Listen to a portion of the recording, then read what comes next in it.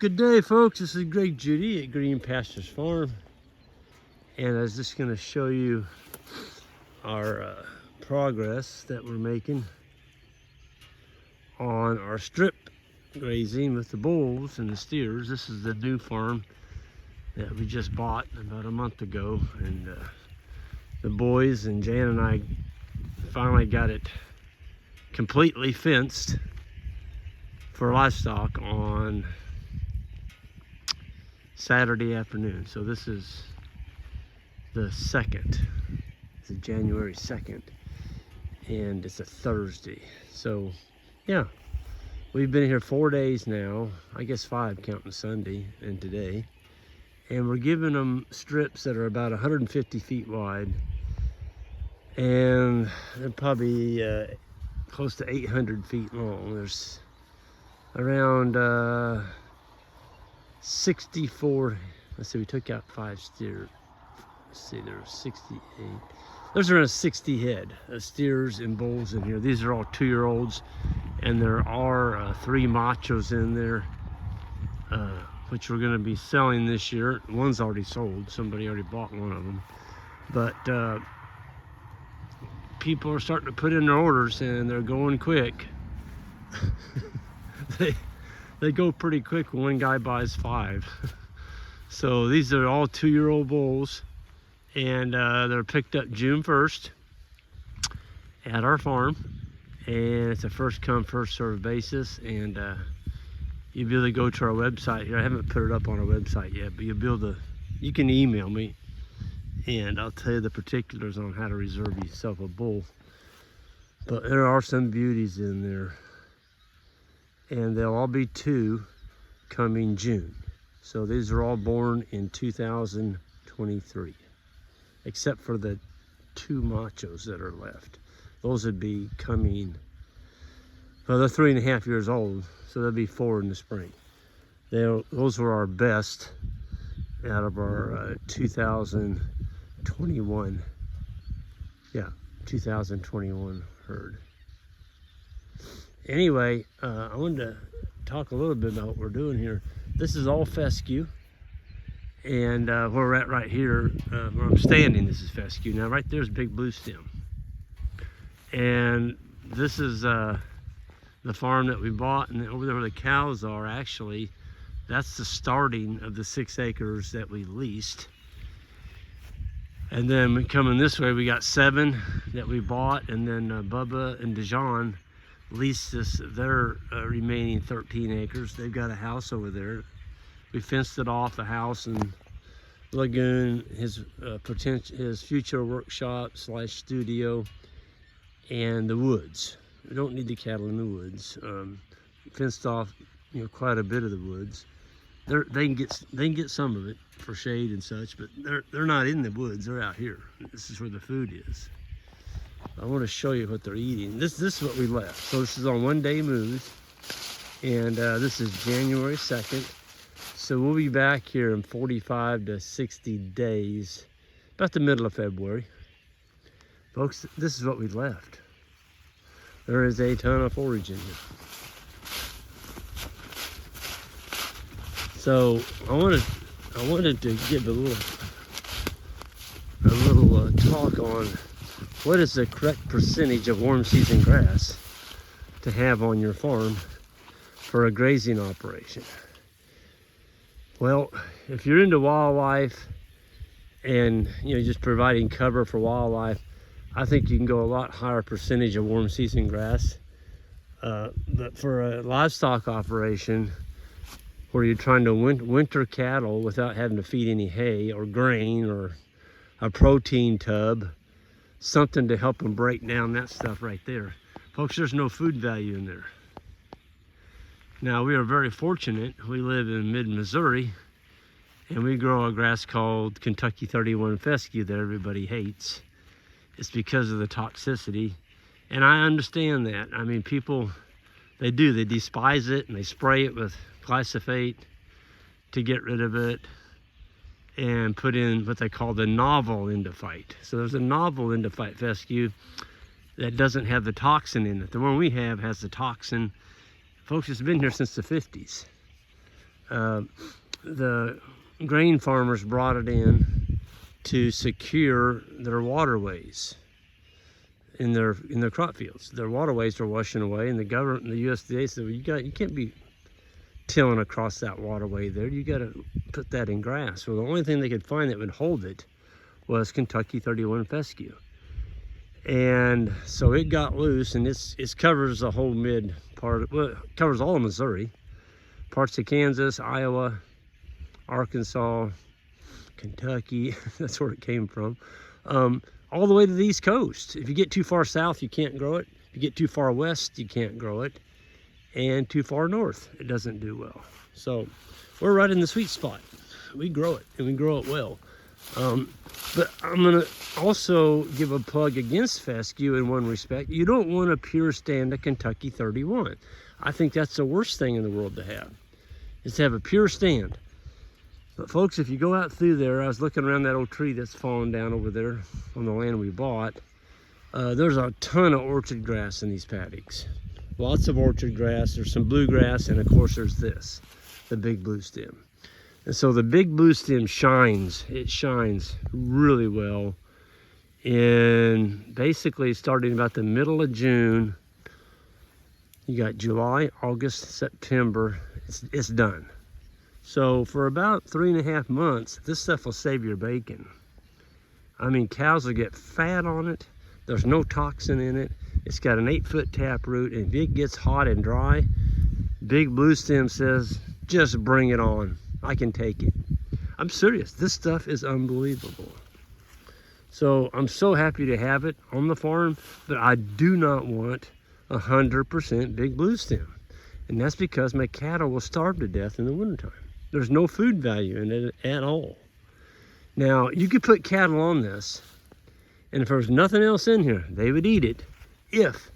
And they could kind of survive if you gave them a protein lick, like a molasses tub, something that had a lot of energy and protein in it.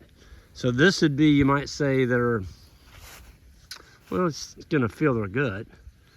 And with the protein from the energy lick that you're giving them, they can break it down, their rumen can, and they're not gonna gain 2 pounds a day on it, but you know, they can make a living on it, and it would save you having to feed hay. But again, that is an expense. You got to buy an energy supplement. I feel bad for the guys down in Texas. They got that Bermuda grass, and they're trying to winter cattle on it, and it's tough. I saw a large herd down there, and it's the most awful looking herd I ever saw in my life. I mean, they were awful.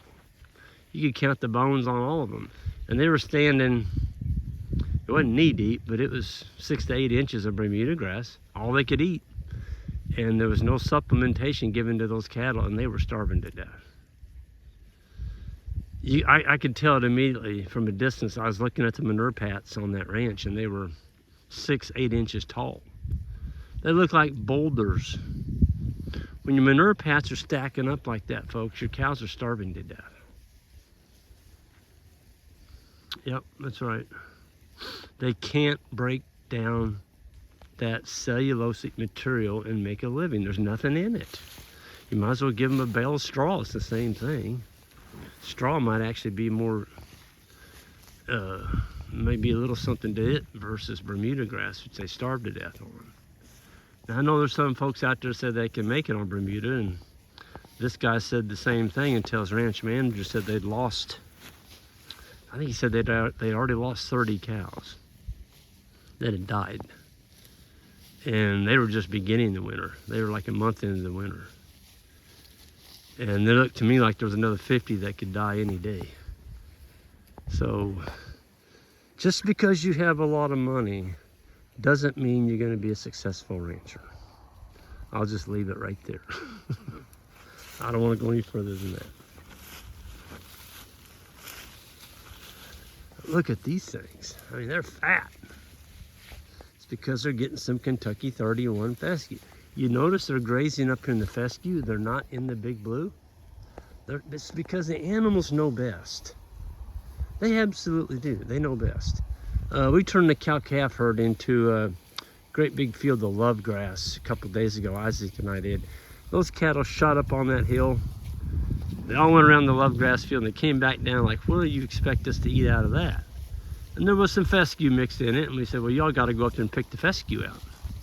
They weren't very happy with us, but you know what? We only did that to them for one night on one pasture. If you'd have fed them love grass all winter, the cattle would have starved to death, because love grass is a summer grass. It's a very, very poor winter grass. It's a little bit like Bermuda. They'll starve to death before they eat it. It's really, really not what you want to be feeding your animals in the wintertime. Man, I tell you, this fescue, I can't say enough good things about it. And I think the biggest thing is I didn't have to plant it. It's here. It's got some meadow foxtail in it. You can see the little foxtail, the little seed heads in here, right there, son. The little round seed heads. That's foxtail. There's some clover in here. And that's what the cattle are just going through picking out the green fescue right now, and orchard grass. There is some orchard grass in there. But the cattle, they enjoy grazing. They really do. This is what they've been doing since they were born. Once they learn to graze from their mothers, you know, they're sucking the teat, of course, when they're born. But within a couple weeks, they're watching mama. Mama's eating this stuff on the ground. It's not too long that they grab a hold of it. Then they start eating it, and they'll go back and get them a little milk. But this is what they are, folks. They're herbivores. And I just shake my head in disbelief at the people that think that these cattle are destroying the environment. Yeah. This is the property that was going to have 18 houses on it at one time. And it's funny, we had another stranger. Well, they came by yesterday. I didn't know who it was. We were able to build a fence on Jean and Bubba's property. We're going to finish that up today. We got 2 acres of big blue stem north of the house over there. Anyway, people came driving down the road in this real fancy Jeep. I didn't recognize them. They stopped and they said, we've been watching you. You're the one, did you buy the rest of that property up there on there? And I'm like, well, we got most of it. We got it leased and bought the rest of it. And they both gave each other a high five. And they're like, yes. So we're not the only ones. People are watching, and they kind of like to see the country preserved. And the country is rapidly getting covered up in houses. And, you know, they were just so happy to see that we put this back into a cattle farm, because they saw that new fence go up there on Route Ave. And I want to cover that too real quick. I had somebody the other day give a voice of concern about using high tensile fence along a highway. And you know what he said was, it's a psychological fence, it's not a physical fence, and he is correct. And he said, well, you know, they'll get out of that if the power goes out. I'm like, no, they don't. And that's because we move our cattle, folks.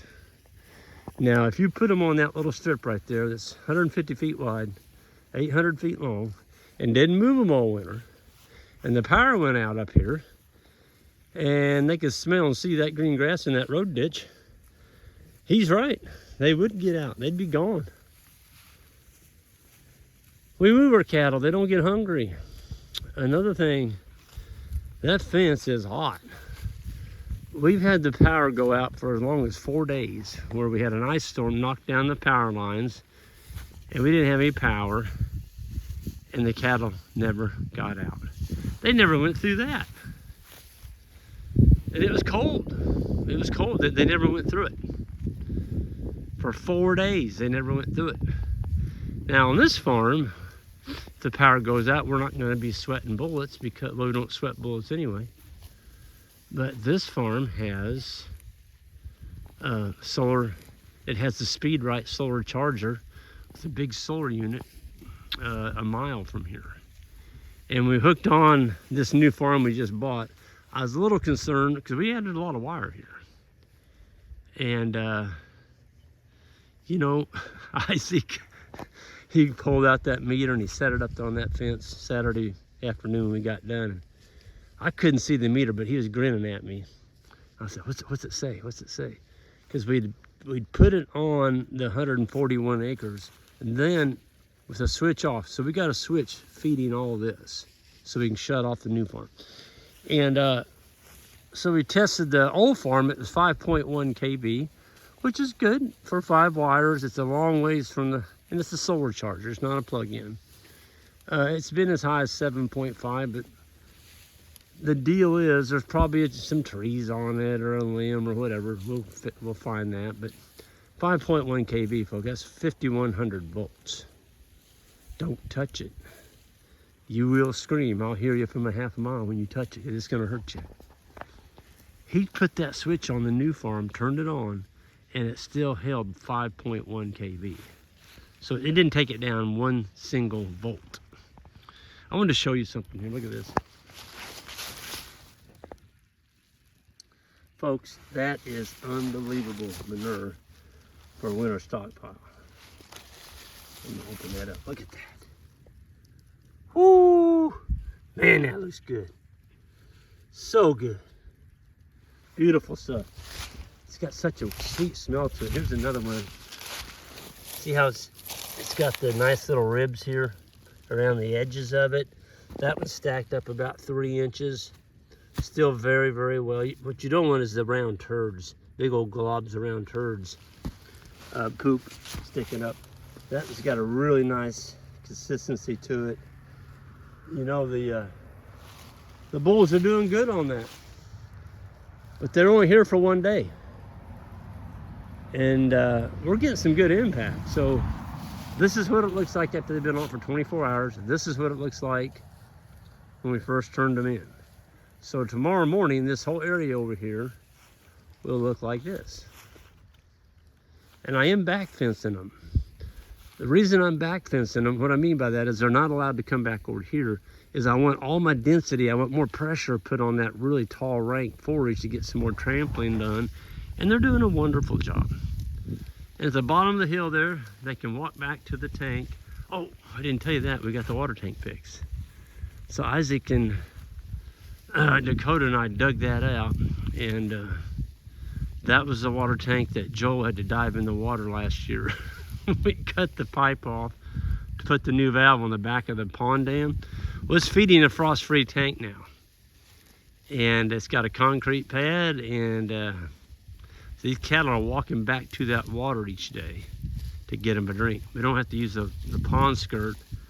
It didn't work the best. The skirt, they had to walk a lane, and it was kind of narrow, and the bulls would be bulls. They're pushing on each other. They'd knock the wire down, and so it's so nice now not to have to walk back up that hill, go clear back around to the water skirt.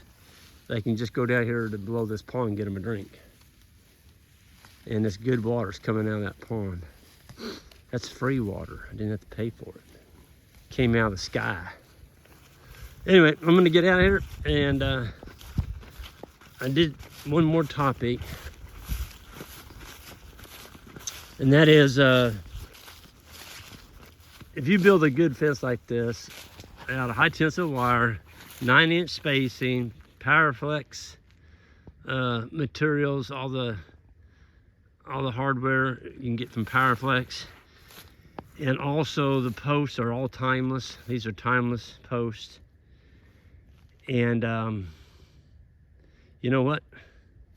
It's a good fence. I don't know why an animal would want to go through there. You know, if a tree lands on it, there's no trees on it. From all the way around this property, there's no trees on this fence. Not on the road frontage. There may be some on the very back, but not along here. So, you know, we've got, I guess, right at 22 farms. Every one of them have high tensile wire on them, and we just don't have livestock out. So is it something to worry about? No, not if you move your animals. Don't let them get hungry, and don't use a wimpy charger. Get you a charger that's going to put out, you know, 5,000 to 10,000 volts. Even in you know, the summer when there's a lot of green material touching that fence. That's when you get into trouble. Don't use a little bitty charger. People say, well, I tried that electric fence, that stuff doesn't work. That's because you didn't build it right. Folks, I'm out of here, and I'm gonna go look at some more cow manure piles. Golly, look at that one. Beautiful. You can tell your animals are doing well just by looking at the manure piles. If they're not stacking up, you're feeding them. They're not gonna need any protein or energy supplement at all. Folks, I'm out of here. Y'all have a good one. Take care.